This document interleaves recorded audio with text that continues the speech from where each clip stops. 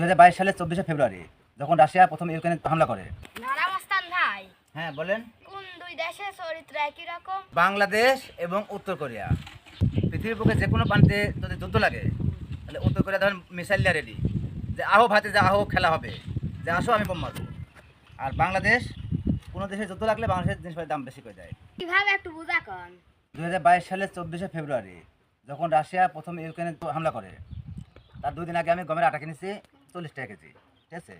এখন যুদ্ধ শুরু হওয়ার পরে 2 দিন পর গমের আটা কিনতে গেছি 50 টাকা কেজি, 50 টাকা কেজি, মানে 1-2 দিনের মধ্যে 10 টাকা কেজি বাড়ছে। তখন আমি বললাম যে ভাই, আমি কালকে আগের দিন লেগে গেলাম হচ্ছে 40 টাকা কেজি, আজকে 50 টাকা কেজি কেন? আচ্ছা ভাই, রাশিয়া যুদ্ধ লাগছে, রাশিয়া যুদ্ধ লাগছে, বাংলাদেশে গমের দাম বাড়বি কে, আটার দাম বাড়বি কে? দোকানদার কাছে ভাই আমদানি করতে পারছে না, যুদ্ধ লেগেছে। আমি বললাম বাংলাদেশ সবচেয়ে বেশি গম আমদানি করে হচ্ছে ইন্ডিয়া থেকে, আমদানি করে চীন থেকে। রাশিয়ার সাথে সম্পর্ক কি বুঝতে পারেন না ব্যাপারটা? যে কোন দেশে রাশিয়ার যুদ্ধ লাগছে, বাংলাদেশের আটার দাম বেড়ে গেছে।